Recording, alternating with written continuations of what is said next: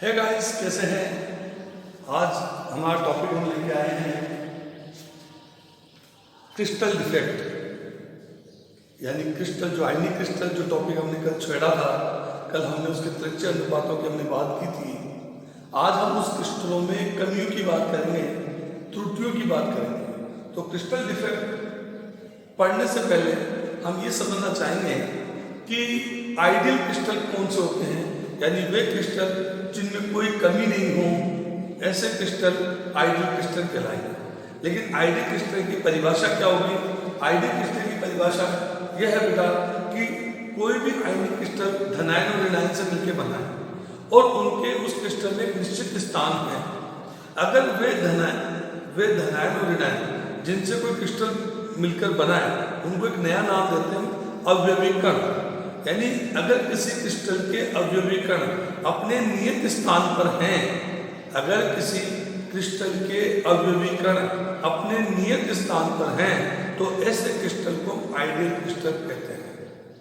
Ideal crystal 0 kelvin पर ideal crystal मिलते हैं। अगर हम कहें रूम टेम्परेचर की बात करें, तो रूम टेम्परेचर पर हमें आइडियल क्रिस्टल नहीं मिलते हैं, उनमें कुछ डिफेक्ट, कुछ कमियां पैदा हो जाती हैं। दूसरी बात, आइडियल क्रिस्टल जो होते हैं वह विद्युत के कुचालक होते हैं या अचालक होते हैं। ये विद्युत धारा का प्रवाह नहीं करते।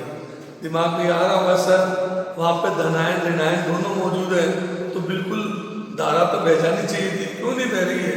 तो जवाब ये है कि धनायन और ऋणायन आपस में दृढ़तापूर्वक बंधे हैं, उनमें मूवमेंट नहीं हो सकता है।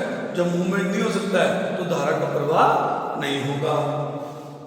अब ये त्रुटियां होती हैं, ये डिफेक्ट होते हैं क्रिस्टलों में, इसको हम 2 वर्गों में बांट के स्टडी करते हैं। पहला वर्ग है स्टाइकियोमेट्री त्रुटि, रस समीकरण मिति, और एक है नॉन स्टाइकियोमेट्री, रस संकरण मिति। रस संकरण मिति का मतलब यह है कि क्रिस्टल में त्रुटि तो उत्पन्न हो गई है, लेकिन उसके मूलानुपाती सूत्र में कोई परिवर्तन नहीं आता है। जैसे NaCl, मैं समझाता हूँ। मूलानुपाती सूत्र क्या है?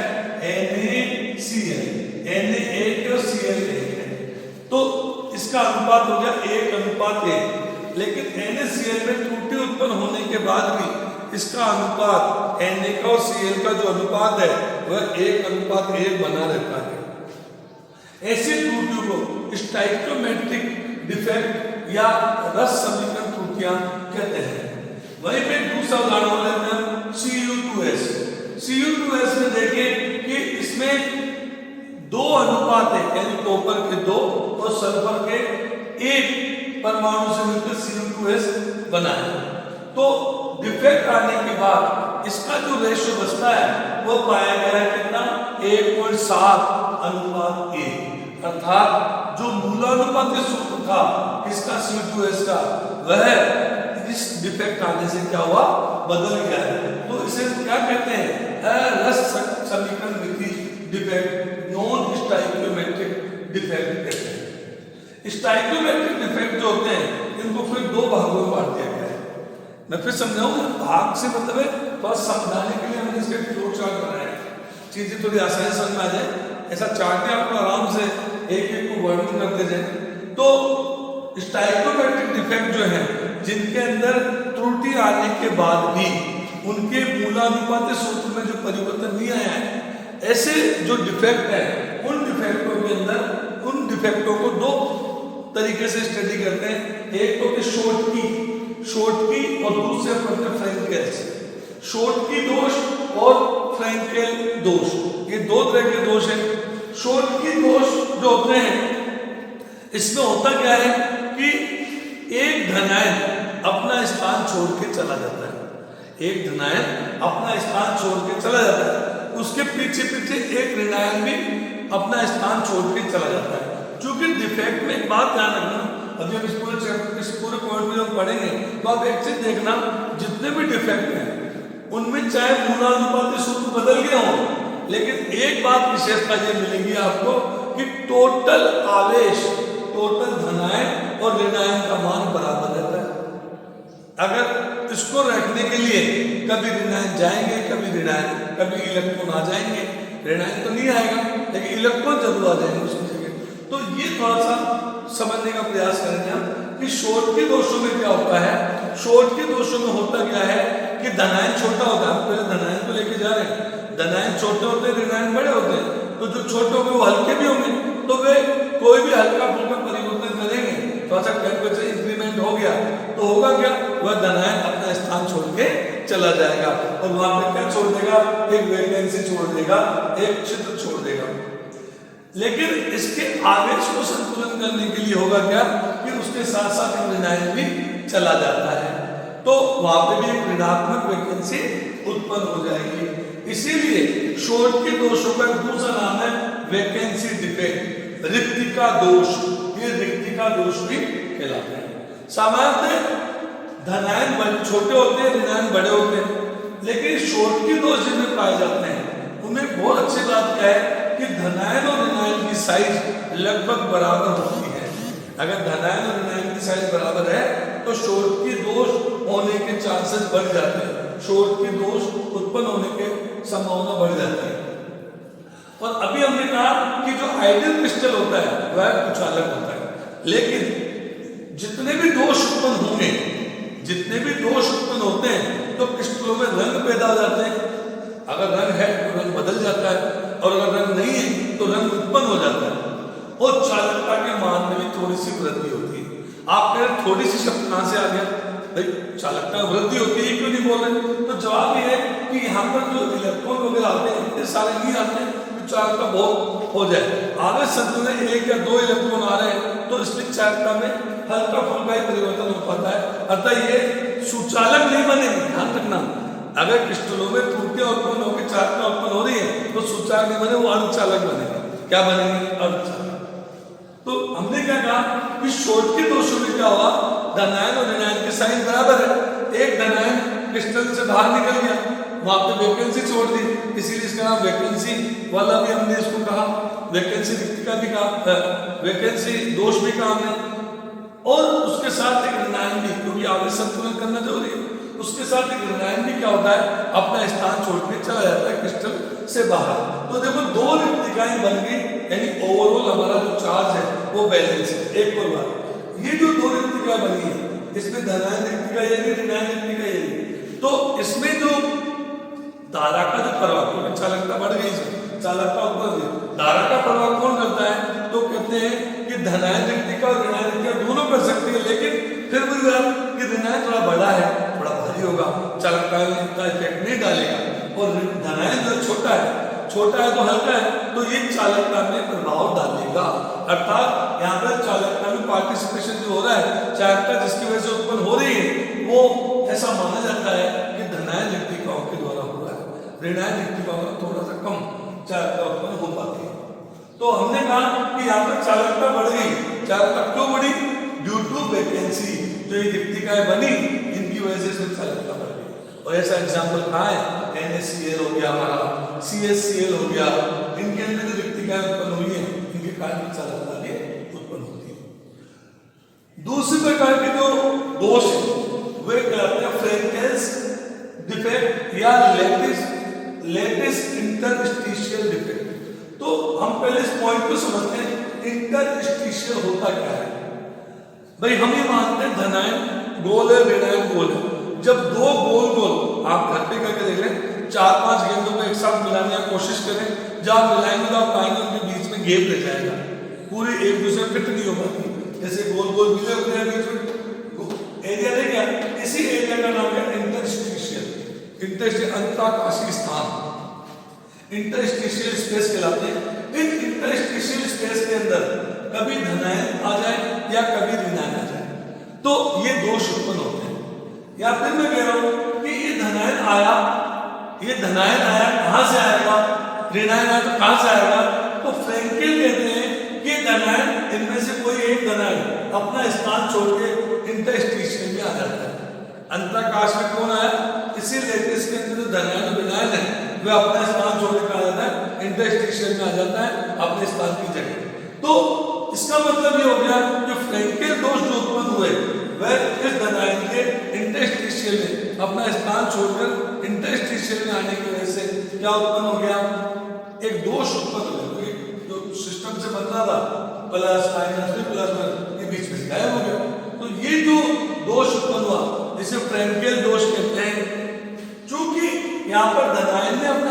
छोड़कर इंटरस्टिशियल में आ गया है तो इसे इंटरस्टिशियल दोष भी कहते हैं, इंटरस्टिशियल डिफेक्ट भी कहते हैं।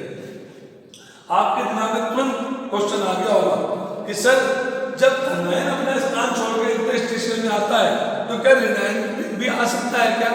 मान लो अपने धनायन को यही रख दें और किसी ऋणायन को इंटरस्टिशियल ला दें तो क्या कर सकते हैं? जवाब है नहीं। जो ऋणायन बड़े होते हैं धनायन छोटे होते हैं। तो आपके साथ भी यहाँ पे हमने पढ़ा कि शॉर्ट के दोषों में वे दर्शाते हैं जिनके बाद धनायन और ऋणायन की साइज बराबर हो, तो बिल्कुल सही। लेकिन ये जो फ्रैंकेल दोष है उसमें वे आयनिक क्रिस्टल इस दोष को दर्शाते हैं जिन पे ऋणायन बड़ा हो और धनायन छोटा हो।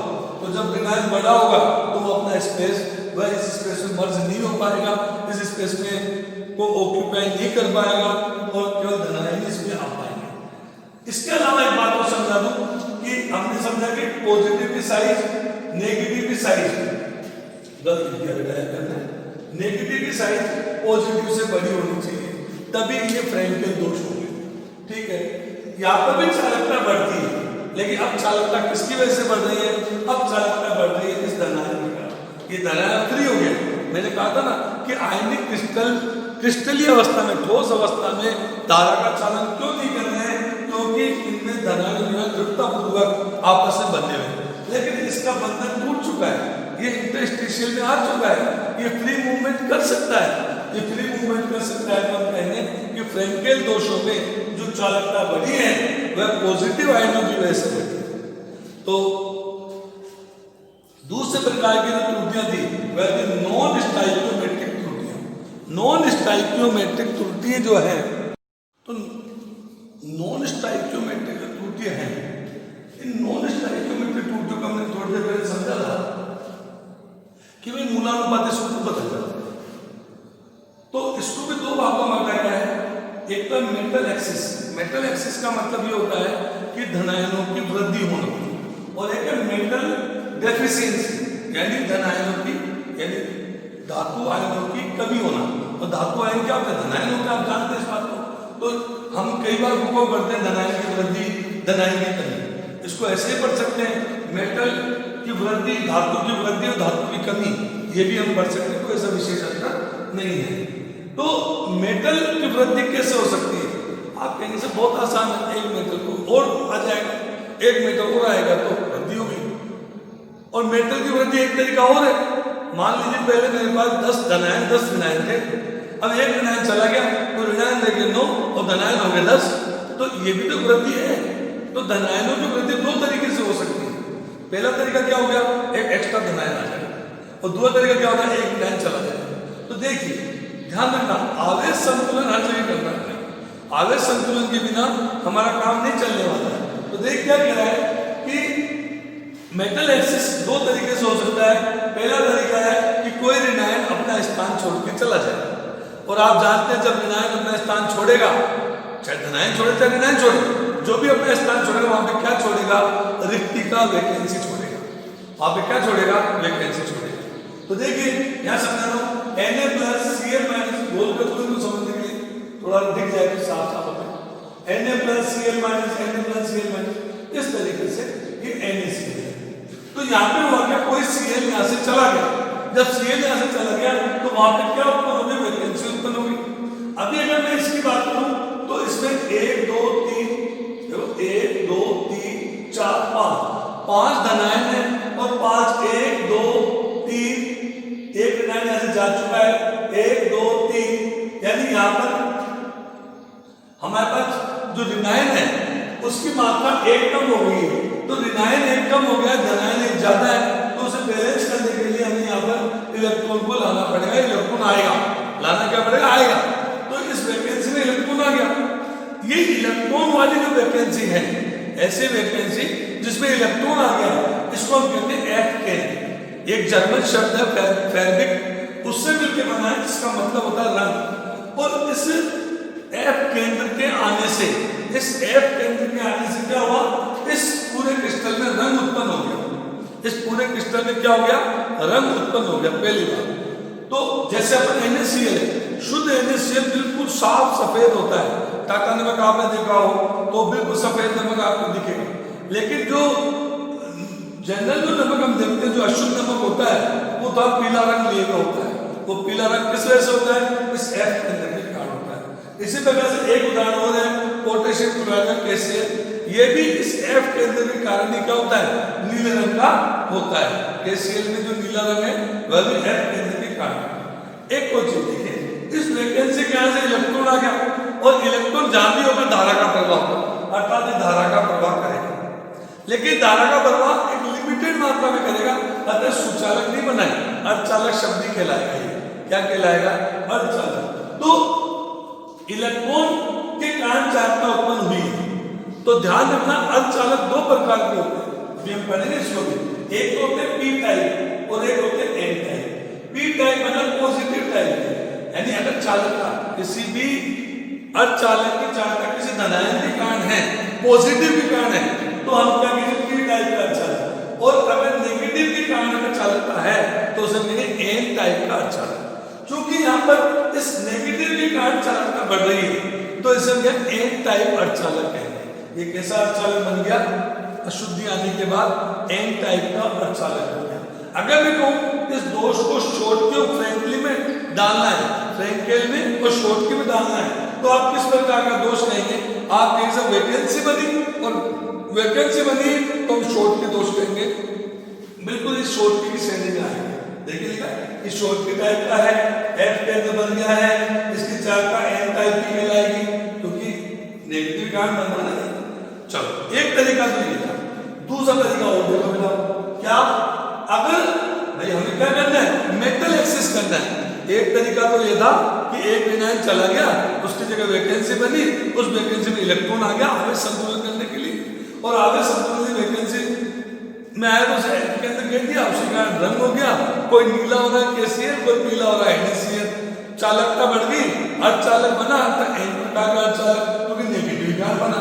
ये तो बात हमने कर ली किसके लिए? जब कोई विनायन अपना स्थान छोड़ जाए, उसकी वजह से मेटल एक्सेस हो रहा है। एक तरीका और है मेटल एक्सेस, एक मेटल धनायन, जो धनायन है वो इंटरस्टिशियल स्पेस में अंतराकाशीय स्थान पे एक धनायन एक्स्ट्रा आ जाए। जैसे देखिए ये पूरा इंटरस्टिशियल में ये जिंक जो है Zn+2 एक्स्ट्रा आ गया, वो नहीं आया, Zn+2 एक्स्ट्रा आ गया। आपको ऐसा Zn+2 आ गया तो आवेश संतुलन कैसे होगा? कितना आवेश +2 है, तो हमें 2 इलेक्ट्रॉनों की आवश्यकता होगी। तो देखो इंटरस्टिशियल में 2 इलेक्ट्रॉन भी आ गए, तो आपको इसको 2 इलेक्ट्रॉनों की चालकता बढ़ेगी? हाँ बढ़ेगी। क्या रंग आएगा? हाँ रंग आएगा। तो ZnO का जो पीला रंग है वो इसी वजह से हो रहा है। ध्यान रखना, नमक का पीलापन किसी ऋणायन के जाने से है, और ZnO का पीलापन किसी धनायन के इंटरस्टिशियल में आने के कारण। और देखो नमक में पीलापन किस प्रकार का दोष था? शॉटकी प्रकार का दोष था, वैकेंसी बनी थी। और ZnO में जो कलर आया है, पीला रंग आया, इंटरस्टिशियल में किसी धनायन के आने से हुआ है, अतः फ्रैंकेल टाइप का दोष है। फ्रैंकेल टाइप के दोष के कारण ये क्रिएशन हुआ है, ये चीज बनी। तो यहाँ पर ये इंटरस्टिशियल पॉजिटिव एक्स्ट्रा आ गया, इस पॉजिटिव एक्स्ट्रा आने से आवेश संतुलन नहीं हुआ, उसे संतुलन करने के 2 इलेक्ट्रॉन भी आ गए। जब 2 इलेक्ट्रॉन हो गए तो आवेश संतुलन हो गया। लेकिन इन सब क्रियाओं से क्या हुआ? इसकी चालकता बढ़ गई।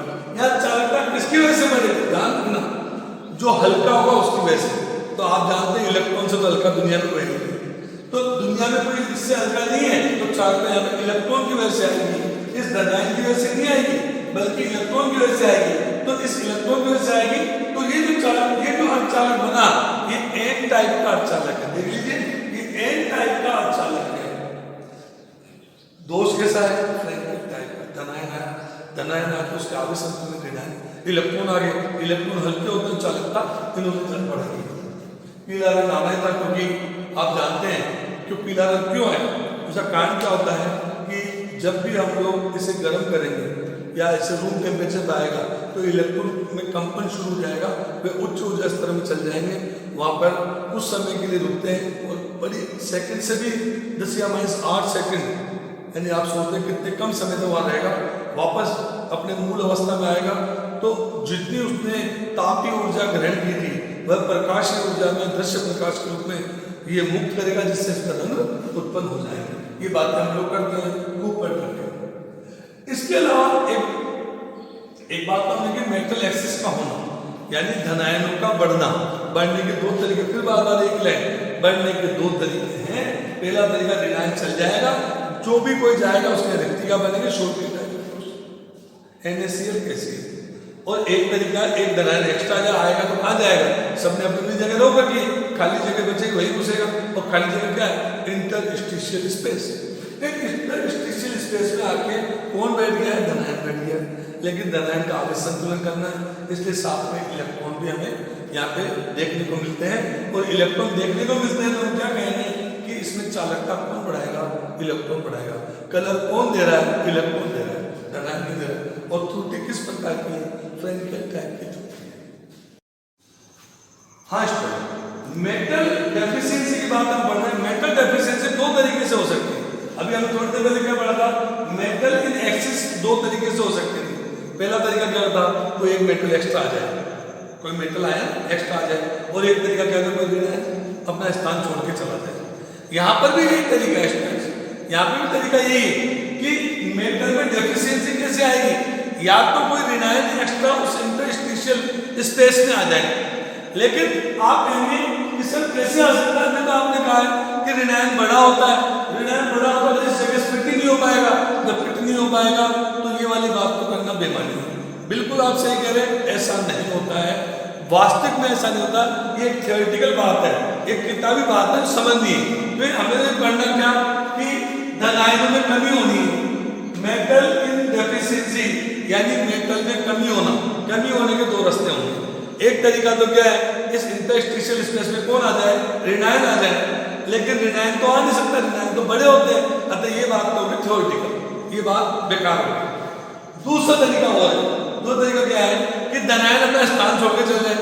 जब धनायन अपना स्थान छोड़ के चल जाएगा तो निश्चित रूप से ऋणायन की वृद्धि हो जाएगी। मान लो पहले 10 धनायन थे, 10 ऋणायन थे, तो 10 धनायन थे, उनमें से क्या हुआ कि एक धनायन निकल गया। अब कितने धनायन बचे भाई, आप कहेंगे सर 9 धनायन बचे, ऋणायन कितने हो गए, 10 हो गए। तो क्या हुआ, आप कहें धनायन में कमी हो गई, तो धनायन में कमी हो गई। तो ये धनायन में जो कमी हुई, क्योंकि हमने पढ़ा है कि जितने भी क्रिस्टल डिफेक्ट हम पढ़ेंगे उनके अंदर आवेश संतुलन करना जरूरी है। तो आप कहेंगे सर यहाँ से जैसे FeO का उदाहरण लेते हैं, FeO में FeO बने हुए थे, एक Fe+2 ने अपना स्थान छोड़ दिया। जब एक Fe+2 ने स्थान छोड़ दिया तो वहां पर क्या हो गया कि यहाँ पर +2 की कमी आ गई, यानी 2 इलेक्ट्रॉन वाली कहानी होगी।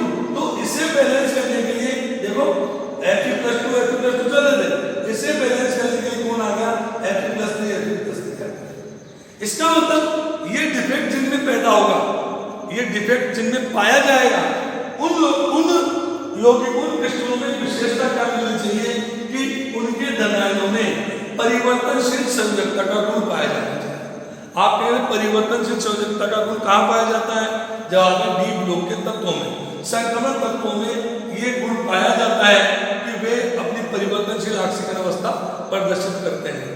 क्यों प्रदर्शित करते हैं, ये जवाब आप ढूंढेंगे और मुझे बताएंगे, कमेंट्स में लिख के बताएंगे कि भाई ये संक्रमण तत्व परिवर्तनशील ऑक्सीकरण अवस्था क्यों प्रदर्शित करते हैं। मैं आपको यहाँ इतना सा बता दूं, इस कैनेडियन से लेकर Mn तक जाते हैं तो ऑक्सीकरण अवस्था में एक करके वृद्धि होती है, और Mn से लेकर Zn तक जाते हैं, Zn तक जाते हैं तो ऑक्सीकरण अवस्था में एक की कमी होती रहती है। वो देखना मुझे बताना क्या है। तो ये परिवर्तनशील ऑक्सीकरण अवस्था क्या F की दर्शाता है, हाँ Fe+2 और +3 दोनों ऑक्सीकरण अवस्था है, दोनों में स्टेबल है, इसलिए ये +3 में रह सकता है। और +3 में आने के बाद क्या होगा, ये जो इसकी वजह से आवेश संतुलन में गड़बड़ी हुई थी, आवेश में गड़बड़ी हुई थी, उसको मैनेज कर लेगा, बैलेंस कर लेगा, और ओवरऑल टोटल चार्ज होगा इस पूरे क्रिस्टल का मेंटेन रहेगा। आप कहेंगे सर यहाँ पर तो एक रिक्तिका बन गई, तो क्या शॉर्टकी प्रकार का दोष है, तो मैं कहूँगा हाँ ये शॉर्टकी प्रकार का दोष है। आप कहेंगे सर यहाँ पर ये जो आप पूछेंगे सर यहाँ पर जो अर्धचालक बना, ये अर्धचालक किस प्रकार का है, P प्रकार का है कि N प्रकार का है। तो देखिए बेटा कैसे होता है, ये Fe+3 यानी इसमें 3 इलेक्ट्रॉन की कमी, और ये होगी, यानी इसकी तुलना में इसका इलेक्ट्रॉन ज्यादा है, तो ये क्या करेगा, इलेक्ट्रॉन को अपनी ओर खींच लेगा। जब इलेक्ट्रॉन अपनी ओर खींचेगा तो यहाँ पर क्या हो जाएगा, ये Fe+2 में कन्वर्ट हो जाएगा और ये +2 में कन्वर्ट हो जाएगा, ये +3 में कन्वर्ट हो जाएगा। अब ये आगे वाले से +3 वाला क्या करेगा, आगे वाले +2 से इलेक्ट्रॉन खींचेगा। अब क्या होगा, ये +2 बन जाएगा और ये +3 बन जाएगा। यानी ऐसा लगता है कि धनायन आगे आगे बढ़ रहा है। हाँ बिल्कुल ऐसा होता है। तो यानी यहाँ पर जो चालकता उत्पन्न हुई है वह चालकता किसकी वजह से उत्पन्न हुई है, वह चालकता उत्पन्न हुई है धनायनों की। इसलिए ये किस प्रकार के अर्धचालक हुए, ये 3 प्रकार के P टाइप के जो है अर्धचालक।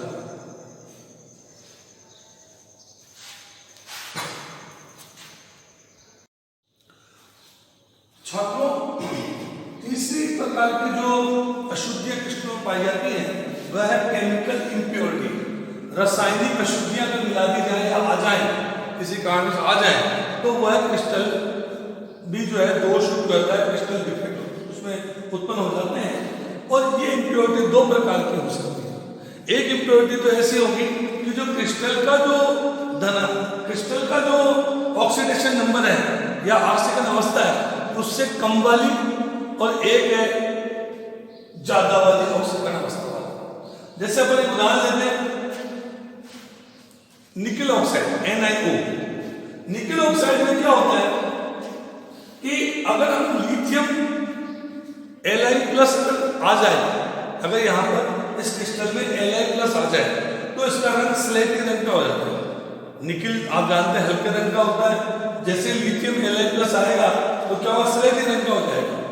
तो स्लेटी रंग कैसे उत्पन्न हुआ, डिफेक्ट किस टाइप का होगा, और इसमें अगर चालकता बढ़ रही है, डिफेक्ट आने में चालकता बढ़नी है, तो चालकता जो बढ़ेगी और अर्धचालक जो बनेगा वह अर्धचालक किस प्रकार का होगा, उसके बारे में अपन चर्चा करें।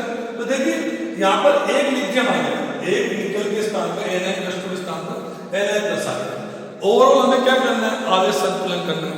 तो ऑक्सीकरण अवस्था स्टेज इसकी कितनी, +2, इसकी कितनी है, +1, इसकी +2, इसकी +1। तो आप कहेंगे कि सर ये तो बैलेंस नहीं हुआ। तो होता क्या है, इनमें से कोई एक Na+3 हो जाएगा, एक कोई अपनी ऑक्सीकरण अवस्था को इंक्रीज कर लेगा। इस इंक्रीज करने से हुआ क्या, ये दोष उत्पन्न हो रहा है और आवेश संतुलन हो रहा है। तो आवेश संतुलन हो गया, दोष उत्पन्न हो गया। इस धनायन की वजह से, इस धनायन के आने की वजह से, देखिए औरों की तुलना में हम देखें सबसे छोटा लिथियम है, तो यहाँ पर जो चालकता होगी इस छोटे धनायन के कारण होगी, हल्के धनायन के कारण होगी। अतः ये दोष कैसा हुआ, ये दोष में हम देख रहे हैं कि कोई व्यक्तिका तो बनी नहीं है। जब व्यक्तिका नहीं बनी है तो ये शॉर्ट के प्रकार का नहीं होकर फ्रैंकेल टाइप का दोष कहलाएगा। किस प्रकार का दोष होगा, ये फ्रैंकेल टाइप का दोष है, एक बात। दूसरी बात, यहाँ पे धनायन, क्योंकि लिथियम छोटा है, धनायन है, ये धनायन जो है ये P प्रकार की अशुद्धियां, P टाइप के अर्धचालक कहलाएंगे। ये अर्धचालक जो है P प्रकार के अर्धचालक है। इसके बाद हम दूसरा बढ़ते हैं, ज्यादा ऑक्सीकरण अवस्था वाली अशुद्धि।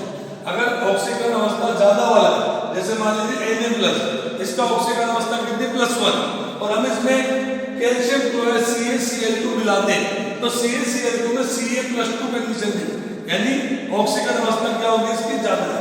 तो देखिए हमने ऐसा किया, NaCl में CaCl2 मिलाते हैं।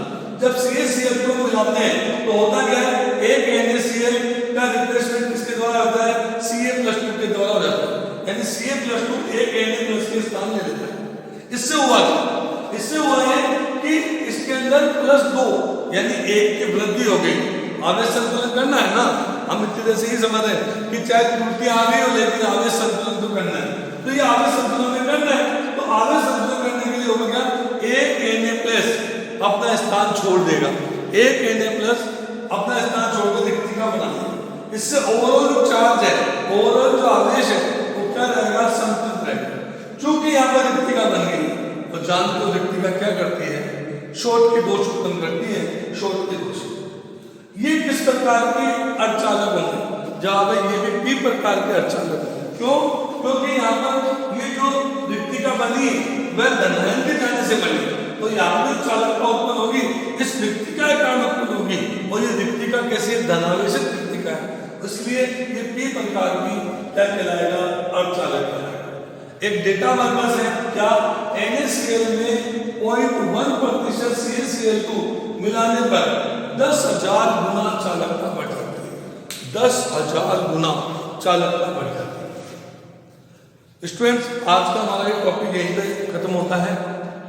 मैं आपको पहले भी समझा चुका हूँ, फिर समझा रहा हूँ, किसी भी क्लास के लेक्चर को केवल सुने नहीं, उस लेक्चर को सुनने चालू करने से पहले अपने हाथ में नोट्स की कॉपी लें, अपने हाथ में पेन लें और ये समझें, ये फील करें, ये अनुभव करने का प्रयास करें कि क्लासरूम में बैठे और आप पूरे नोट्स, एक एक नोट जिस तरीके से क्लास में आप बनाते हैं वैसे आप उन्हें बनाएं, ताकि आपकी जो समय है उसका सदुपयोग हो सके। मैं आपको ये भी बता दूं स्टूडेंट्स कि आप ये कदापि नहीं समझें कि इस साल एग्जाम नहीं हुए तो अगले साल एग्जाम नहीं, एग्जाम होने हैं। सरकार ने जो ऑनलाइन क्लासेस के लिए गाइडलाइन दी है वो ये दी है कि आप बच्चा जब तक घर पे है तब तक उसका जितना कोर्स आप ऑनलाइन करा सकते हैं करवा दीजिए, बाकी जब कॉलेजेस खुलेंगे तब इनके कोर्सेज को ऑफलाइन मोड में करा दिया जाएगा।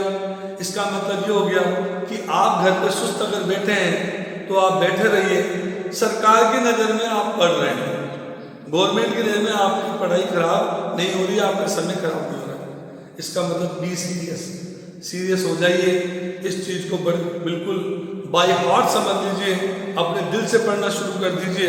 अगर ऐसा आप नहीं कर रहे हैं तो अपने साथ बहुत बुरा कर रहे हैं। जय हिंद, जय भारत।